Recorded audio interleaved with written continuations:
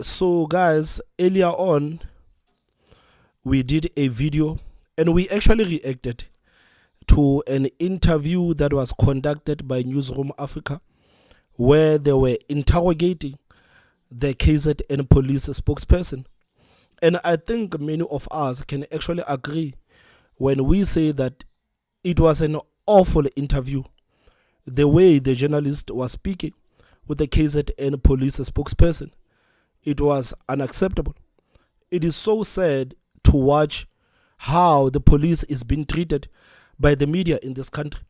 When we look at the police, we look at the people that are putting their lives on the line every day to protect us against criminals that are carrying guns. Not many of us are actually courageous enough to go and join the force so that we can protect the South Africans. And the way the journalists are conducting themselves when they speak with the police, it is despicable, for the lack of the better word. So the more I watched that interview, the angrier I get. I watched that interview a couple of times after we did that video, and I am still appalled at how the journalist from the Newsroom Africa actually conducted herself while she was speaking with the spokesperson of the police in KZN. I mean, right now, guys, I am 100% convinced that the police in this country is under attack. South African Police Service is under attack, and it's quite strange, man. It's quite strange because for the longest time, South Africans were complaining about criminality and how free the criminals are to commit crimes in this country. This issue of crime, this is one of the issues that South Africans have been talking about for the longest time. I mean, when we look at the statistics, we know that over 80 people are being slaughtered in the streets of South Africa. Over 80 people are being slaughtered in the streets of South Africa. It could be any of us at any given day. These are the statistics. And now, these 80 people is just the number that they can account for. Can we start being realistic about the number of people that are being slaughtered in the streets of South Africa? Can we be realistic about the number of women that are being raped in South Africa? Can we be realistic about the number of children that are being abducted in South Africa? So this issue of crime, this is something that is close and near and dear to South Africans' lives. And now that the police is starting to do something about it and look at how the media is actually conducting themselves, it is completely unacceptable. It is completely unacceptable. So the reason why I made this video again is because I kept watching that video, and the more I watched that video, the angrier I get. And guys, I think it's very important for us right now, and I honestly believe that it is a very crucial moment for us right now to show our solidarity with the South African Police Service. I mean, for the longest time, when we look at the South African Police Service as an institution, we just saw a bunch of criminals that are working with the criminals. We did not trust the South African Police Service, despite the South African Police Service telling South Africans not to take the matters into their own hand and trust the South African Police Service. But people said, no, we are not going to put our safety in the hands of South African Police Service. I think this is the reason why the private security business actually boomed in South Africa, simply because people could not trust the South African Police Service. But right now, as we speak, we know that there is an attitude change within the South African Police Service, and there is a willingness to actually deal with crime in the country. We see what is happening in KZN, and we are now starting to see what is happening in Cape Town, and we are wishing that all of these things that are happening in KZN and Cape Town can now start pouring into other provinces so that South Africans can start feeling safe. So, South African Police Service is being attacked. South African Police Service is under massive attack. The more they conduct these raids, the more they get rid of these criminals, the louder the voices that are criticizing these people are getting. You look at your journalists, you look at the NGOs and some of these nonsensical human rights groups, these people are making it known that the South African Police Service, it is their enemy. They didn't say a word when South Africans were complaining about criminality and how rampant criminals are. The journalists were nowhere to be found.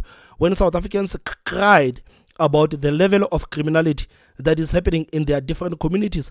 But now that the police is starting to do something about this level of criminality, the journalists are starting to attack the South African Police Service.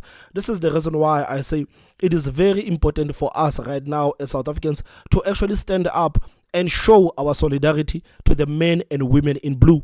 These are the people that are putting their lives on the line every day to protect us against the criminals. We must not listen to these journalists. We must not listen to the mainstream media or the NGOs that are telling us that the police are now starting to get heavy-handed. They don't say a word about over 80 people that are being slaughtered in the streets of South Africa. They don't say a word about women that are being attacked in this country every day. They don't say a word about children that are being abducted. The fact that right now, as we speak, there are families that are sitting at home. They don't even know where their children are. As we speak right now, there are women that have been attacked, that have been raped, and there is no justice for those people. There are families that have buried their loved ones, and there is no justice against the people that have killed their loved ones. So it is very important for us right now to actually stand up and show our solidarity to the South African Police Service.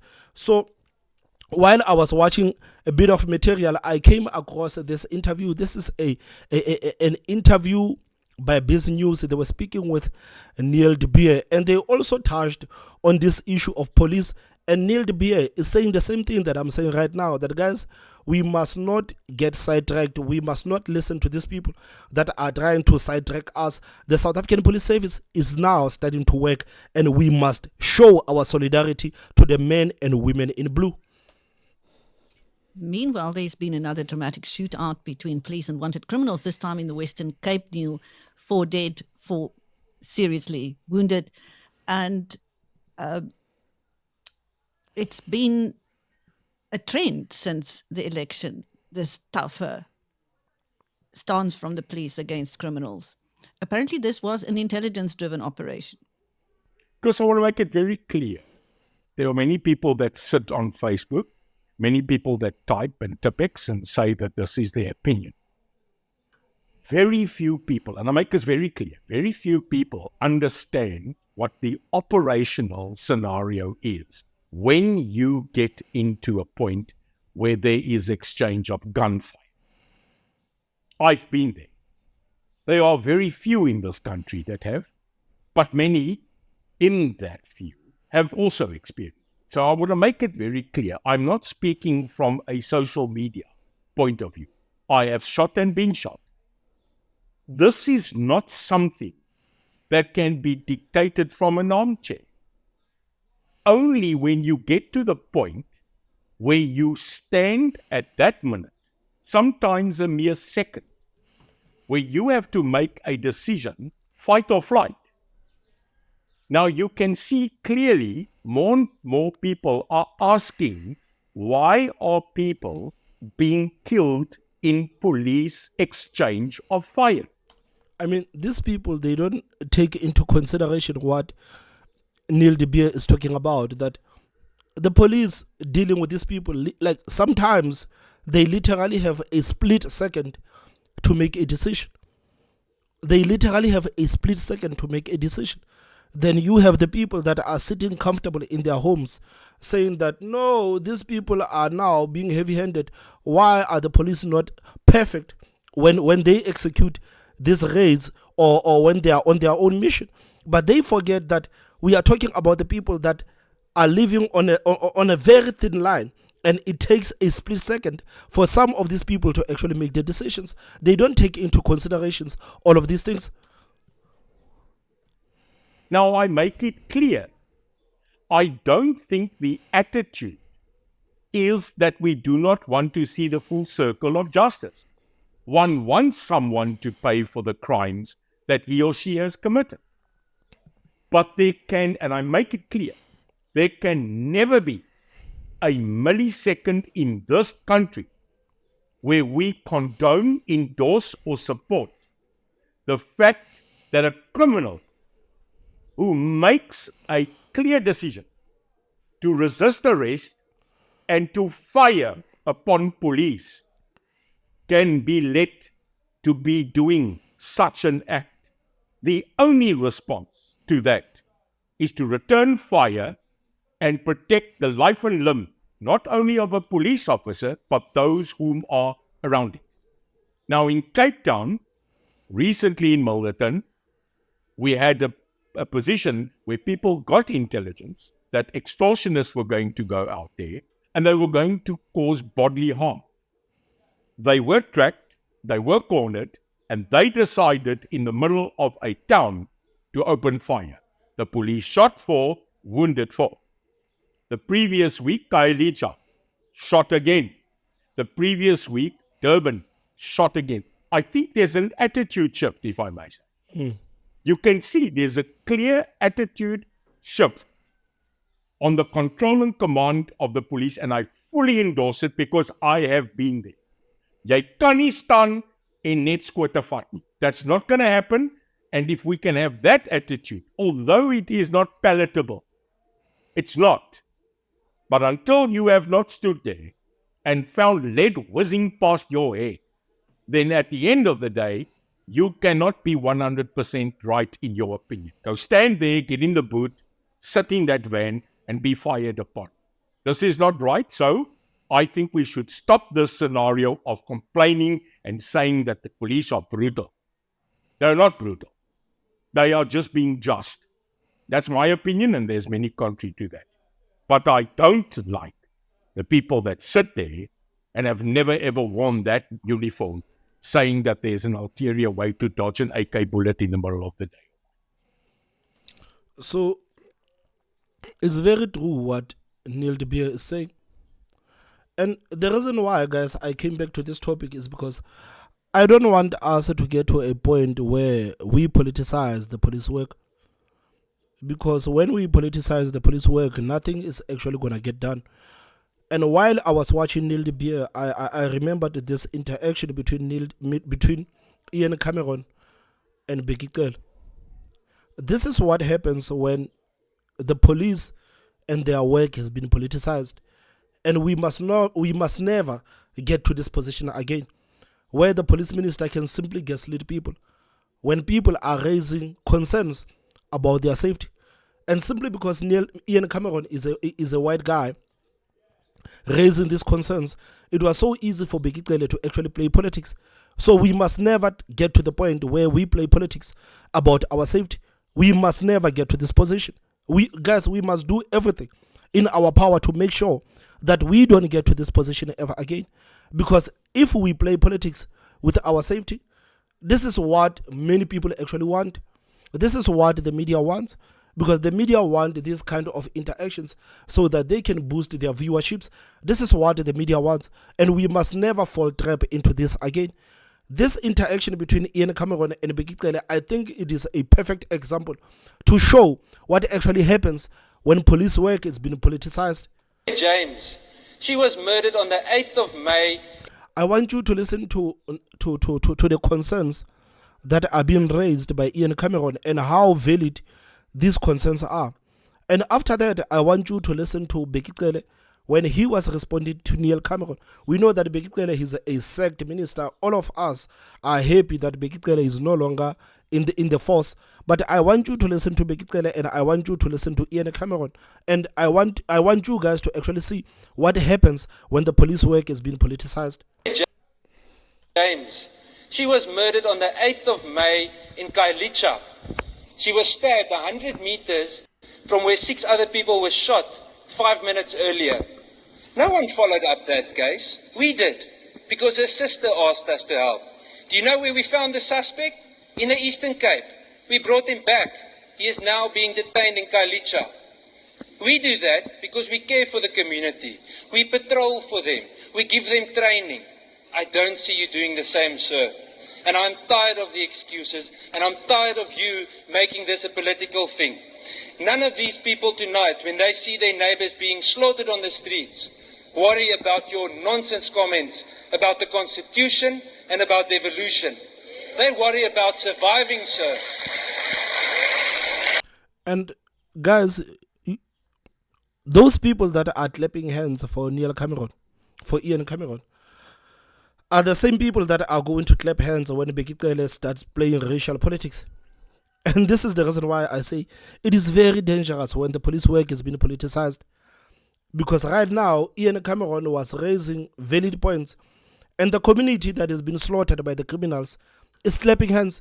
They are happy with the fact that Ian Cameron has the balls of steel to actually confront the minister. So they are clapping hands for Ian Cameron. But unfortunately, these are the same people that are going to clap hands when Bheki Cele ditches the question and play identity politics and racial politics. So it's very dangerous when the police work has been politicized. And this is what Bheki Cele has been doing for the longest time. You remember even the last time, whose son was it? Who was that guy from in Northwest? I think it was Steve Hofmeyer's son, when he actually confronted him and said, man, there's nothing that you are doing. You are incapable of doing. So Bheki Cele has always been the type of person who would play politics instead of addressing the issues that are facing South Africans. And it is so furious, the fact that the media would actually never call them out when they do stuff like this. It is so furious that the NGOs and the so-called police experts would say nothing when Bheki Cele would play politics with people's safety. But now that we have the people that are actually dedicated to working for South Africans, all of these people have found their voices. All of them, they have found their voices. So it is very sad, man. And our people are easily intrigued. It is very sad, and our people are easily intrigued.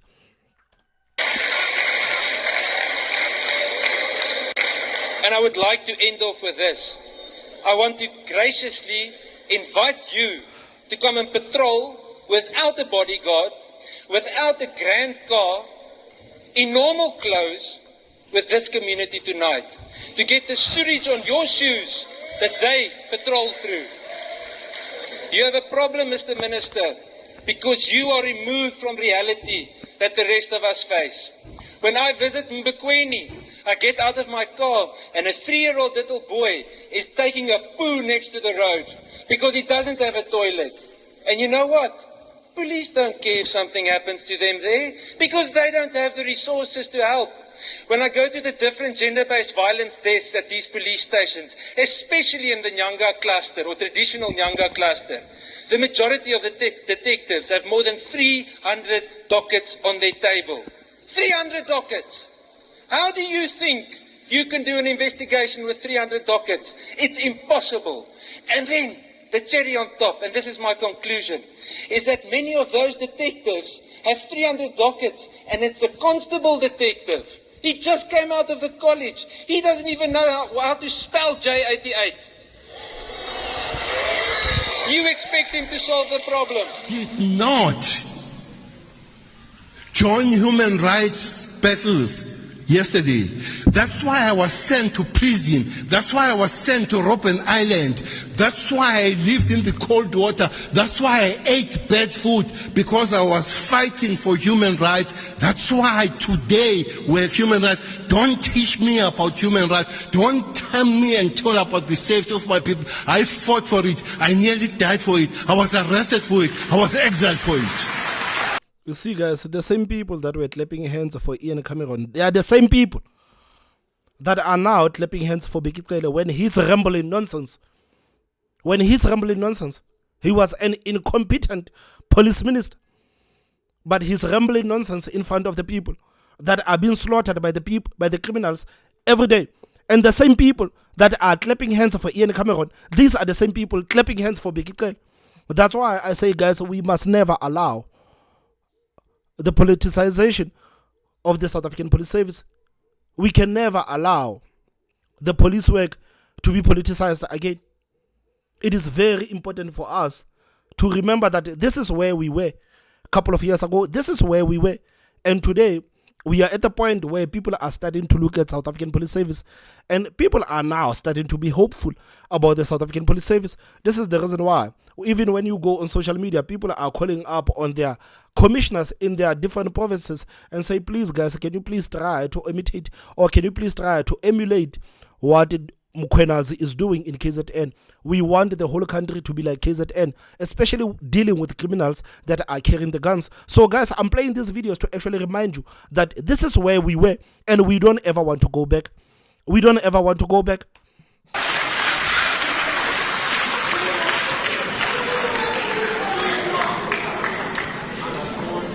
don't provoke me. Don't talk things that you have studied and you have heard, you have been told about. I've lived this life. I've lived the life of being African. I've lived the life when my mother was called a kitchen girl, when my father was called a garden boy. I've lived that life. And I'm not going to take any nonsense of somebody who regards me as a garden boy today, because you regard me as a garden boy. You come here, shut up! Shut up! Shut up! I sat here, I listened to you. I sat here, I listened to you talking nonsense. Listen, it's your time to listen. Sit down and listen, young man. Or get out! Or get out!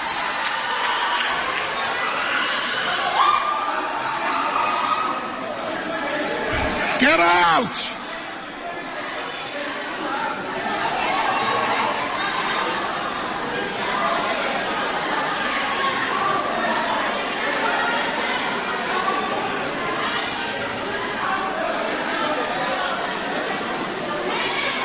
So guys, we must never go back here.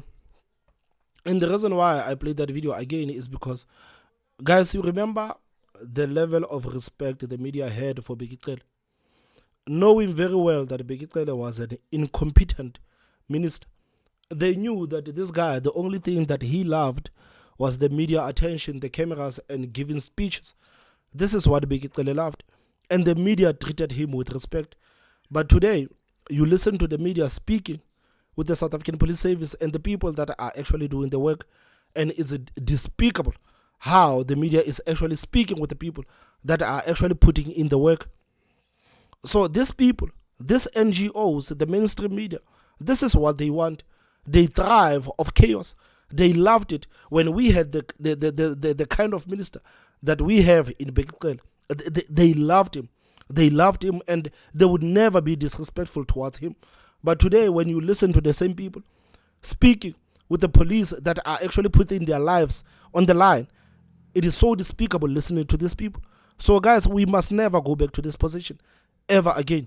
We are not going back. We must never listen to this position ever again. And speaking of that, I remember a couple of, I think it was a week and a half ago, the general of General Mkhwanazi, the commissioner of the KZN police, he actually had a brief conversation with Olim Gambi, man. And I want us to actually watch and let's try to see what actually happens inside the head of General Mkhwanazi.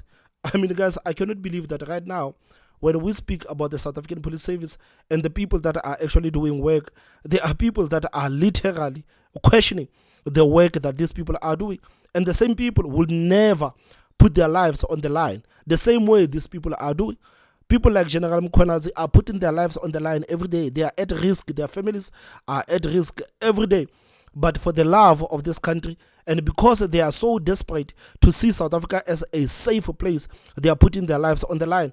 But you listen to the people criticizing the likes of General Mkhwanazi, criticizing the Commissioner of Cape Town, criticizing the South African Police Service, simply because the South African Police Service is trying to get things right. We must never allow these people, guys, to have a voice. As South Africans, we must stand up and make it known that we are fully behind our men and women in blue. We are fully behind them. You're watching a special broadcast of the violent crime that's taking place in KwaZulu-Natal, and in the recent past we have seen confrontations between the police and criminals who seem to not fear a battle with the police.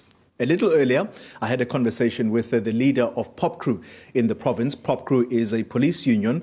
They represent the rights of police officers, and they are raising some serious questions about police being safe whilst in the line of duty. At the same time, there is the question of suicide when it comes to the mental health of police officers. So, who better to answer some of these troubling questions than the leader of the police in KwaZulu-Natal, Lieutenant General Nhlanhla Mkhwanazi, is my guest right now.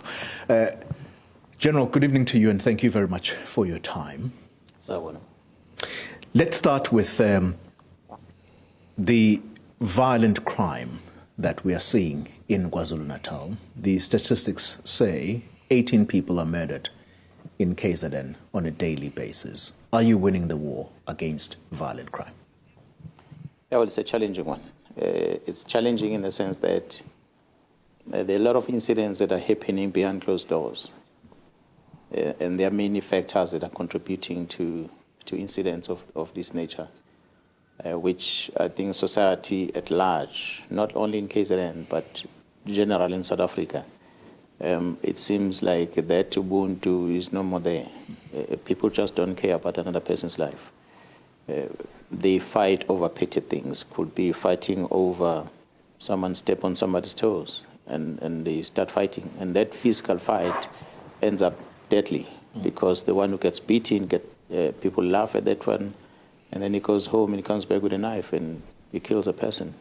We see with school children, we see it with families that fight over love triangle issues, and then we see with hardened criminals that get involved in criminal activities of robberies. Yeah. They try to hijack you. If you resist, they kill you. Your members, are they up to the task when we talk about criminals now who are armed and ready to confront or to go into battle with the police? Are your members up to the task? Yeah, well, we try to prepare members as much as we can. We still believe that we still have a long way to sharpen our skills, because we don't want to lose a single member. It's certain that KZN is still leading with a number of police officers that are getting killed on duty. How many a day? Not per day, but over time, you get police officers going to be killed, on average, perhaps sometimes on a monthly basis, sometimes every second month. We are going to be in Union Building next month, on the 2nd of September. It's the first Sunday of every year. First Sunday of September, we go to Union Building to commemorate the members that will have lost during the course of, while they perform their duties during the period of a financial year. So we will be there to celebrate. And guys, you can see what it says here. It is important for me to mention that police investigates to arrest the suspects and take them through the justice system. If suspects shoot at the police officers and put their lives in danger, they will retaliate with proportional forces to save their lives. This is General Mkhonazi.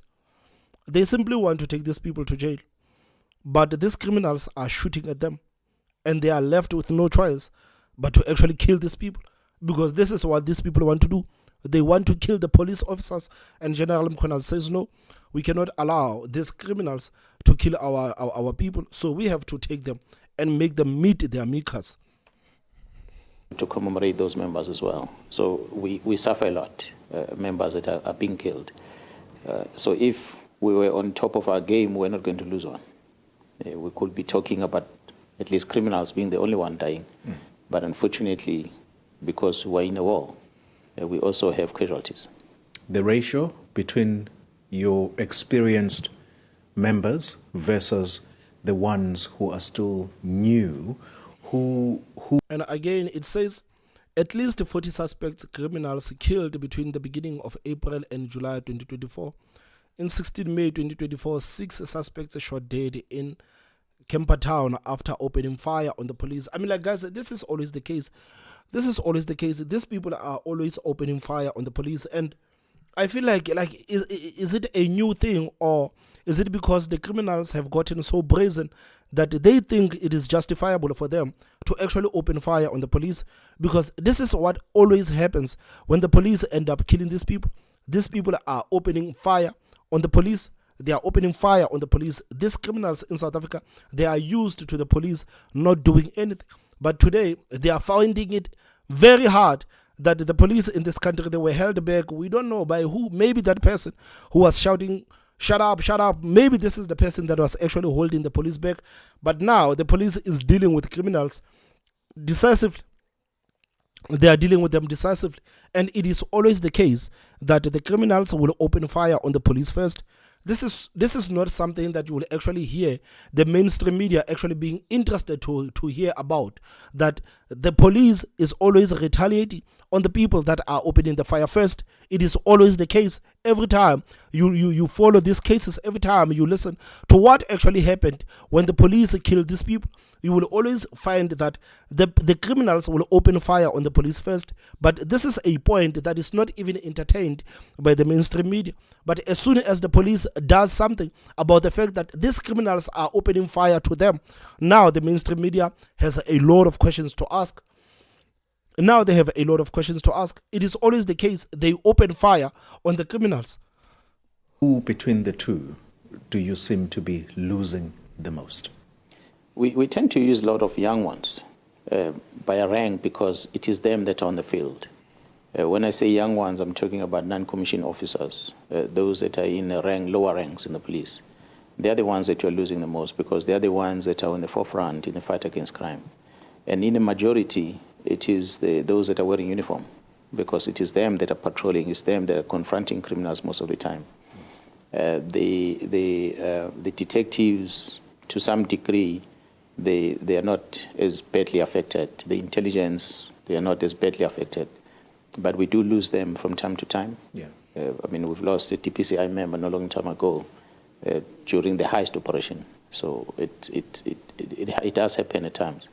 But the ratio, it's more of the junior members that we're losing. Yeah. Psychologically, how are they coping with this violent province? It's a difficult one. It's a difficult one when the police officer, every time when he leaves home, the families are not aware whether the person is going to come back or is going to be, lying in a hospital injured or is going to be in a mortuary. And that puts so much strain because that goodbye kiss to your family member as you leave in the morning to your child, it leaves you wonder whether you're going to see the child again when you come back. So that increases the stress level to the police. It becomes worse when they are engaged in a gun battle because the moment they shoot someone, they're left with a trauma and it affects us. So that member that gets involved in that incident, we have to withdraw that member from operations while he's debrief and is undergoing counseling and the likes. So we become one member less on the street. Yeah. So it's not something that we celebrate when it happens. Can I just quickly pick up on that? Because I hope I'm not going to get into trouble for asking the question this way, but in the African culture, when you have been involved in a fight with another human being and that person dies through your hands, there would need to be a cleansing ceremony. No, what cleansing? Cleansing for the criminals. You are talking nonsense. You are talking nonsense. A cleansing for the criminals. Can you just imagine, man, police officers wasting money doing the ceremonies, cleansing themselves because they got rid of criminals? He says in an African culture. He says in an African culture. African culture what, man? We are dealing with the criminals that are killing people every day. Now that they are being dealt with, now the police have to be concerned about cleansing. Cleansing for what? Cleansing for what? They are good, they are dead. Just so to speak. In a professional environment, how do those officers who would have been out? But man, you know how the people in KZN, man, the people in KZN are so traditional. I wouldn't be surprised if General Mkhonazi and his force actually does something like that. But me personally, guys, I don't feel like I would actually waste my time, energy, and money on cleansing when I have literally taken care of a criminal. No, I don't think that I would do that. But knowing how General Mkhonazi and the people of KZN are so traditional, it won't come as a surprise to me if General Mkhonazi and his police officers, if this is something that they do, it won't come as a surprise. But me personally, guys, I wouldn't waste my time. Police in the streets and they meet a heist situation where a number of suspected criminals are gunned down. How do those police officers, how are they debriefed? and psychologically prepared so that they are going back not as killing machines, but as police officers who understand that there are laws that govern what kind of force or the amount of force that you're supposed to use against a person who may be armed? Yeah, well, it's a difficult one. We have professions in the police. We are an organization that is almost 200,000 strong of personnel, 200,000 in the country. Not exactly. I think maybe 180 or somewhere thousand employees that we have. So it's different. And guys, don't you feel like it is a small number, man, to deal with the whole country? Don't you feel like it is a small number? Don't you feel like maybe we need like 3 or 4 million police officers, man? 3 or 4 million police officers. Guys, please make it known to Mr. Mkunu that he needs to open up, man, so that young people can go and join the force. I know that many young people would actually like to go and join the force. And now that the force is doing all of these things, many people are actually inspired to be part of the force. So Mr. Mkunu needs to make sure that the police is recruiting as many people as possible. They need to recruit as many people as possible. We need this. It is very crucial for us as South Africa to actually ensure that we have a sufficient force. It is very crucial. And professions we have in the organization, and some of the expertise we have in the police are psychologists, trained psychologists. We have social workers, and then we have spiritual service within the organization. So they are all responsible for performing those spiritual work, those counseling, psychological debriefing and the likes. And of course, with our medical support, which is POLMED, the medical scheme of the police, they are able to provide us assistance with private consultation that will, if a member feels comfortable to engage a private psychologist, for instance, they are able to pay for that because it's something that will have happened when the member is on duty, so it needs to be counseled. So some of us, I'm sitting here today, I've been exposed to many of those for many years. A lot of shooting incidents, my very first job, did not shoot anyone. I happened to arrive at a crime scene when there was a dead body in the water. You have to assist the forensic people by fetching that person from the water, and the body is decomposed. And you grab the hand by trying to pull that person out of the water. Next thing, you pull the whole hand. And so it was a traumatic experience. I was hardly a few months at work. And so I had to be debriefed. So it's something that happens all the time. Then you come back again, you confront another situation, and you go back again for another session, and you continue. So that's the life of a police officer. It's a calling. And guys, I feel like as South Africans, man, we don't give these people enough credit for what they are going through. We don't give police officers enough credit, man. These people are going through a lot. We don't give them enough credit. But I think mainly it's because people were looking at the South African Police Service as an institution, as just a corrupt institution. So many people were not actually concerned about some of the things that the police officers are going through because of the reputation of the South African Police Service. But right now that these people are starting to show dedication for working for us, I think all of these things are now starting to come back, and we are now starting to be concerned about their mental health and how they get through everything and how they get through anything. So I feel like we are not giving them enough support, and I feel like this is the reason why, again, I feel like the media is not being fair on the South African Police Service, because they need to make it known to the people that these are kind of things that the police officers are going through. Instead of calling the police officers to their platforms to interrogate them, maybe they should give them their flowers and saying, guys, we know that you go through such and such, and the fact that you guys are putting your lives on the line, we really appreciate you. This is what the media needs to say. This is what the media needs to say. And this is the reason why, again, I feel like I get angry when I look at the conduct of the journalists toward the police lately. I get very angry when I look at the conduct of the police towards the conduct of the journalists towards the police lately. Because now that the South African Police Service is starting to do good, all of these things are now starting to come back. We are now asking ourselves, how do they get through this? How are they going through this? We are asking ourselves that. The criminality in the province, Commissioner, is such that we are reading reports that police officers sometimes get followed to their homes and they are targeted if they happen to be investigating certain cases. What is the modus operandi of criminals in the province as far as them wanting to threaten police officers? Has the situation gotten so bad that police officers are followed home and taken out?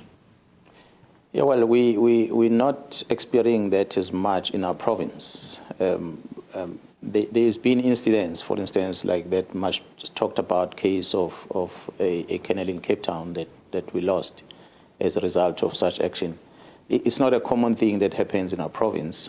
Not to say that the members don't get threatened, but they don't go to that extent of following them home and the likes.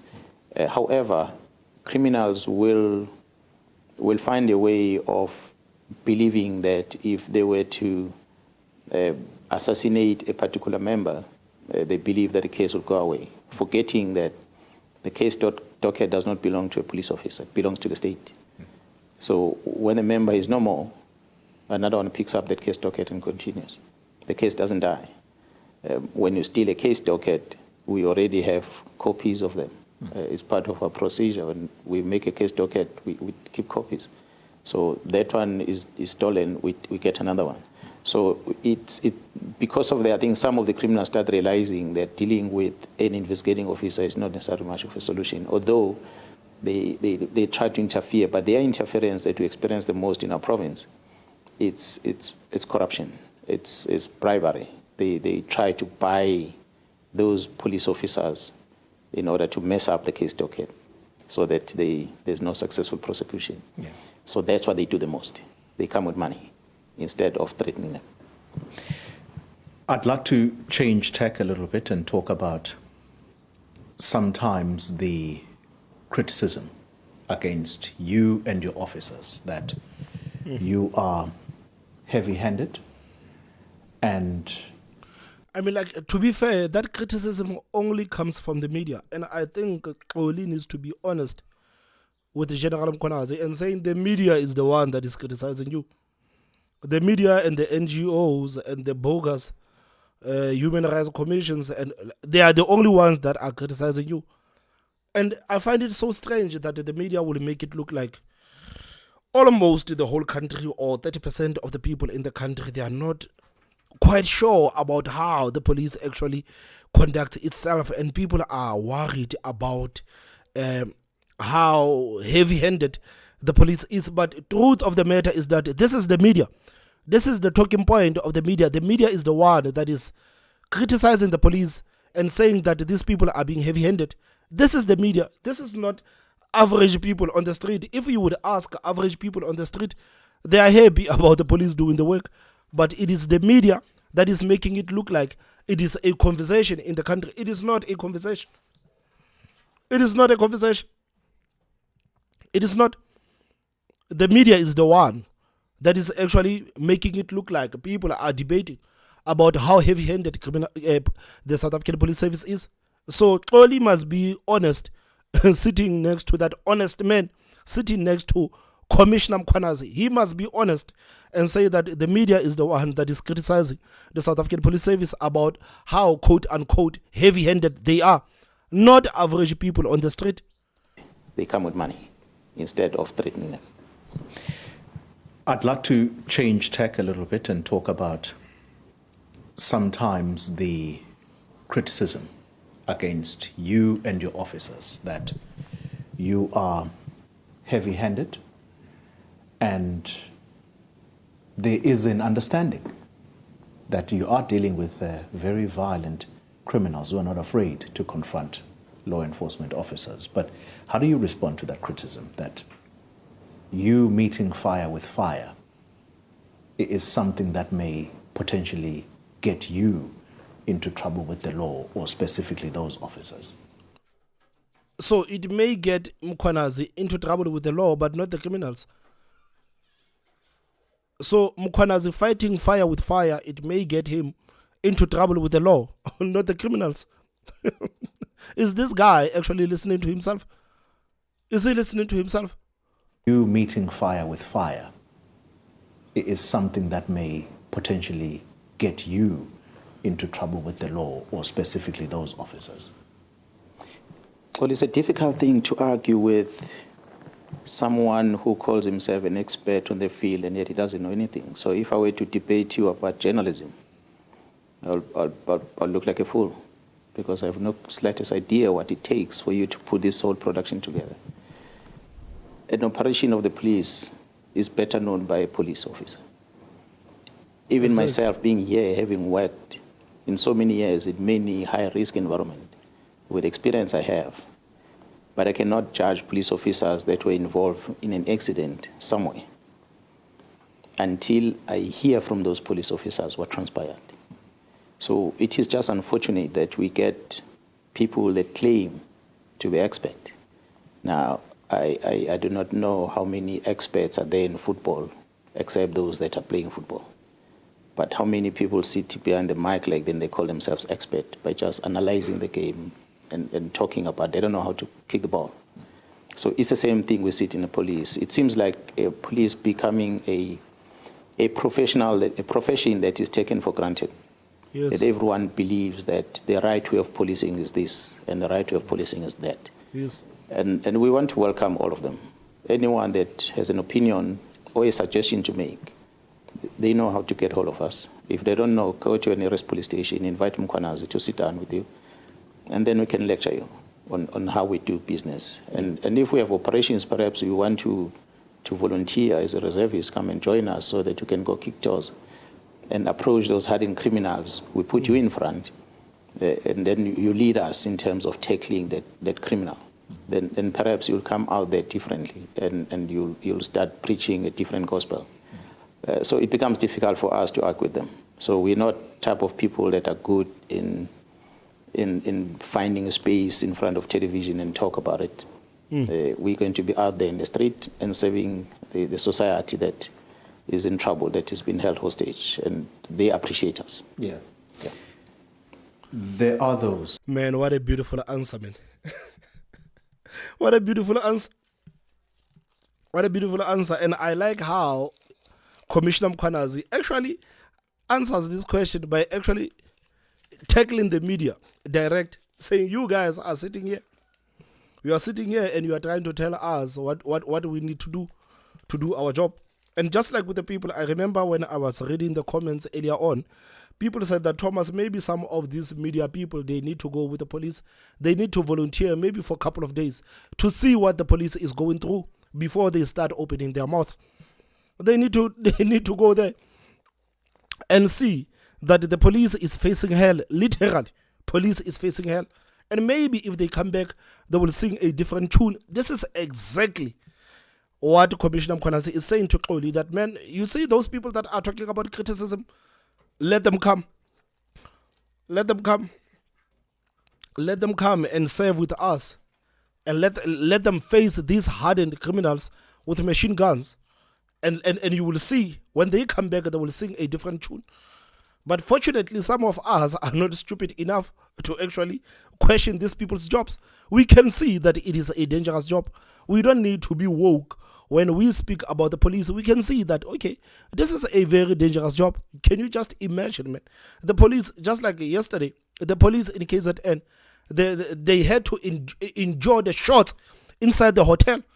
Can you imagine how chaos it was for these criminals to open fire towards the police inside a hotel? It is very dangerous. But some of these police experts that you would see on the mainstream media, because the mainstream media is working hard, giving these people airtime every day. You will see the police experts talking a lot about the police work and how heavy-handed the police are. And most of these people have never been to the battle. They have never been to the battle, man. So what a beautiful answer by Commissioner Mkhwanazi, setting Olim Gambi off and telling him where to get off. It was the most polite way for Commissioner Mkhwanazi to tell Olim Gambi to back off. Like, it is the most polite way. The most polite way. I have never been so proud of General Mkhwanazi, man. He just told him to get the hell out of here. Get the hell out of here. If you want to criticize, come and serve. Come and serve. And come, and you will see that your story will change. Within a few hours, your story will change. Who then bring a bad name to the police badge. And talking about those, there were officers where you had to help a civilian.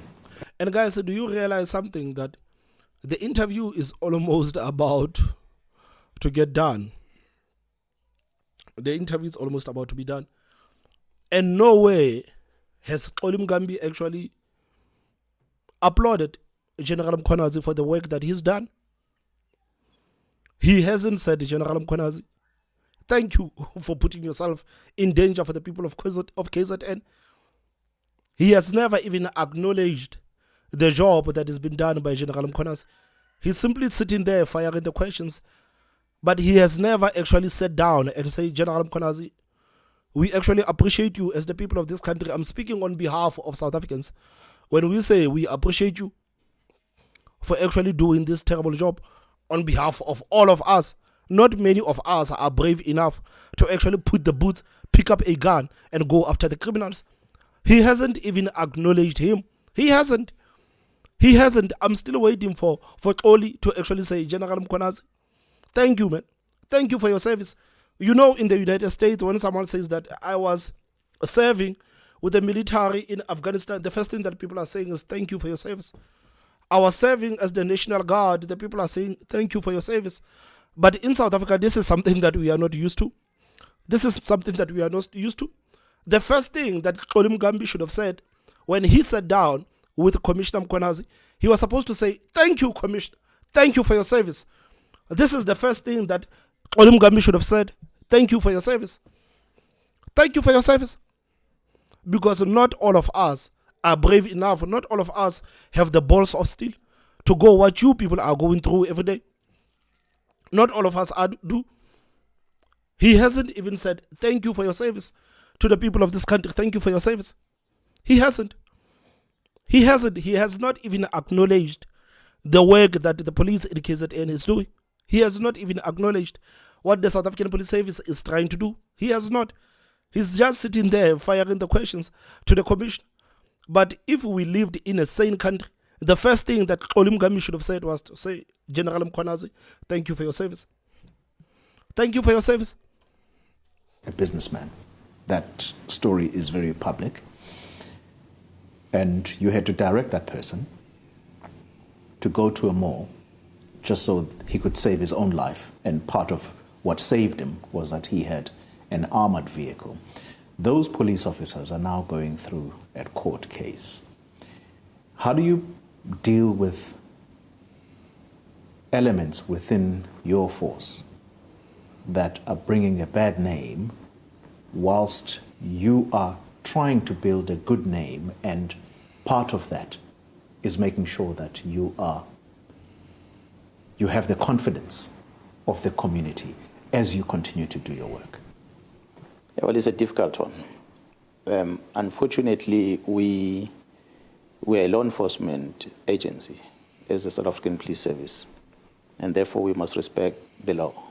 So for every employee that we have is within the South African Police Service protected by the labor law as well. So however, whatever the member will have done, how bad it is, we cannot be emotional about it.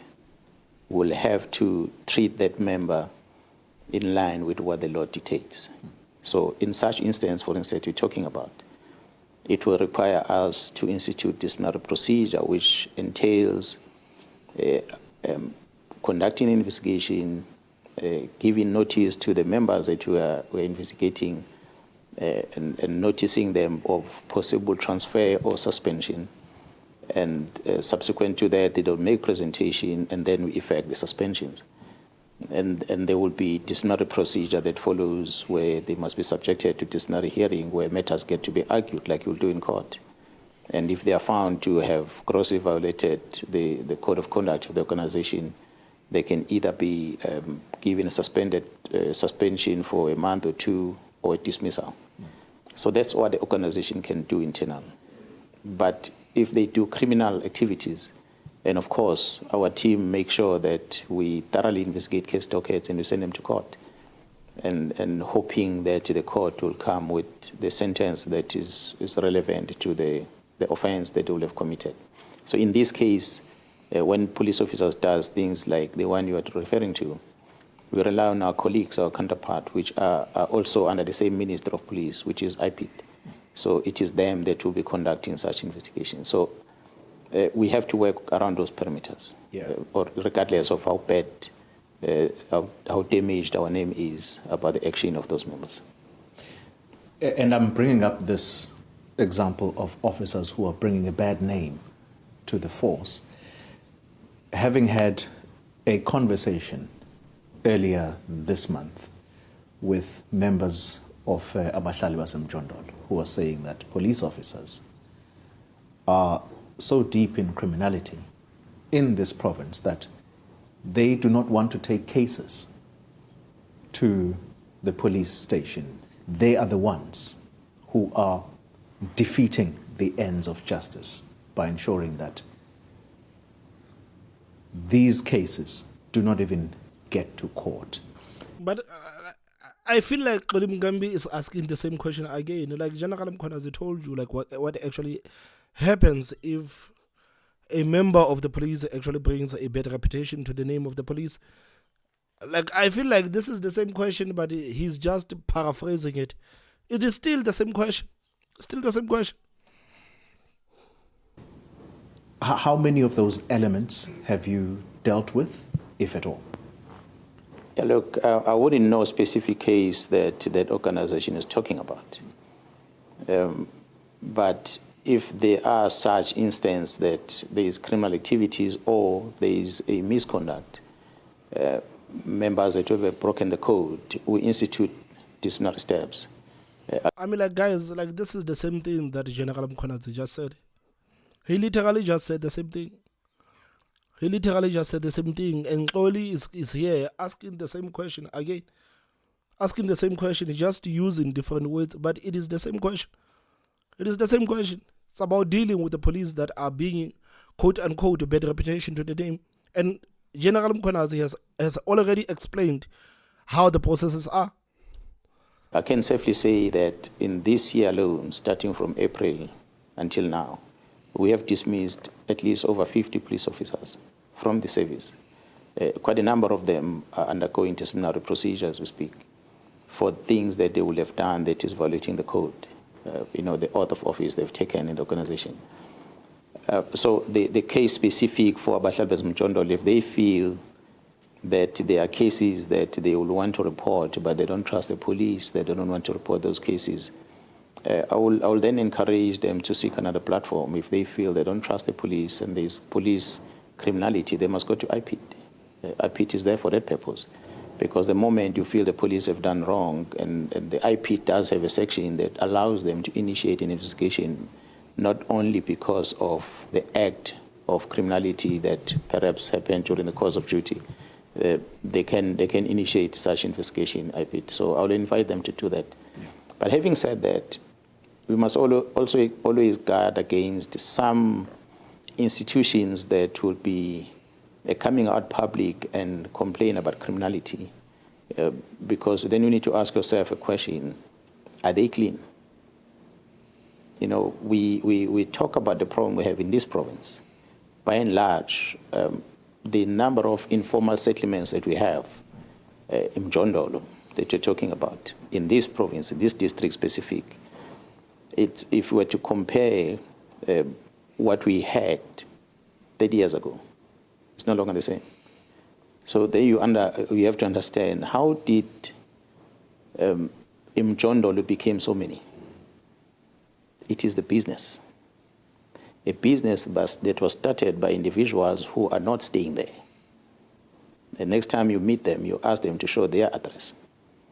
And if they can take you to their houses where they stay in those shacks, they don't stay there. But they are collecting money from there because they designed those shacks for the poor to come and rent. And they go on the other side to be fighting for the poor. And they are manipulating them. So someday when one retires, you will invite me, we'll sit like this, we'll get into dialogue with people. Commissioner, final question to you.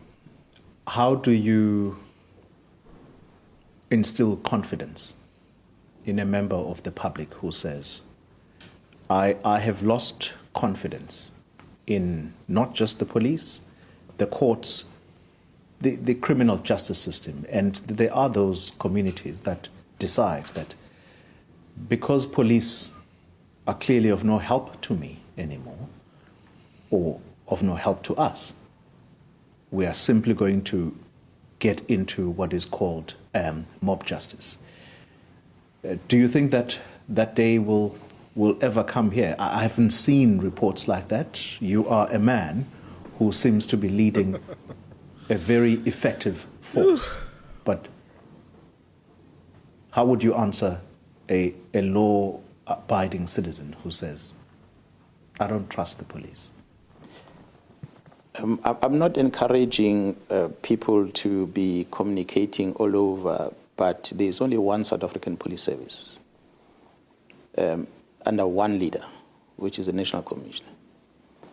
For those people who feel that they have been hurt down by a police station closer to where they live, they've got these 180,000 employees who majority of them are hardworking, who are ready to serve. Whether you are in the Northern Cape and you feel you have lost hope in the entire police of Northern Cape, you have the right to call the police outside Northern Cape for help. You can phone the National Commissioners directly. You can get hold of us. We don't work strictly in KZN alone. The National Commissioner can send us to the Eastern Cape to go and assist if there's something happening there, because we want South African police service that can work across the country. So people must just know that if you feel discouraged by those that are close to you, leave them. Demand through different structures. You've got community policing forum structures who can say we don't want to work with this management in this station or these police officers in this station. And therefore management must do something about it to replace and rotate and bring others in that space that communities can trust.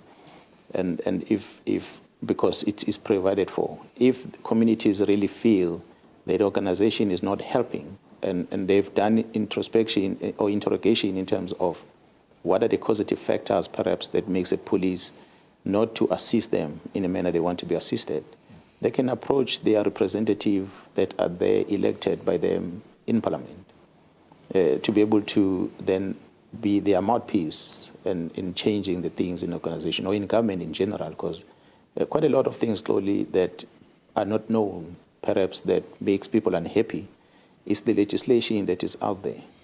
You know, we always talk about it. You arrest a person. Once a person is in custody, he lives a better life than when he's outside.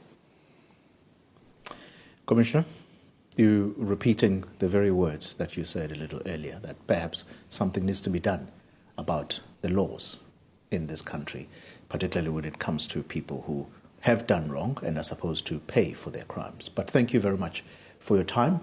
We appreciate it. Thank you very much indeed. Man, he has like, You're watching a special. he didn't even acknowledge General Mkhwanazi, man. Man, I feel like if I were to meet Commissioner Mkhwanazi, the first thing I would say, Commissioner, thank you for your service, man. Thank you for your service, and thank you for putting your life at risk every day to protect the South Africans. But unfortunately, we are asking too much for the journalist in South Africa. He like, what I find disappointing in this whole interview is that he didn't even acknowledge the work that has been done by the South African Police Service. Guys, please tell me what you think on the comment section. Don't forget to hit that like button, and the most important part, subscribe. My name is Thomas Mabaso. I will see you next time. Bye bye.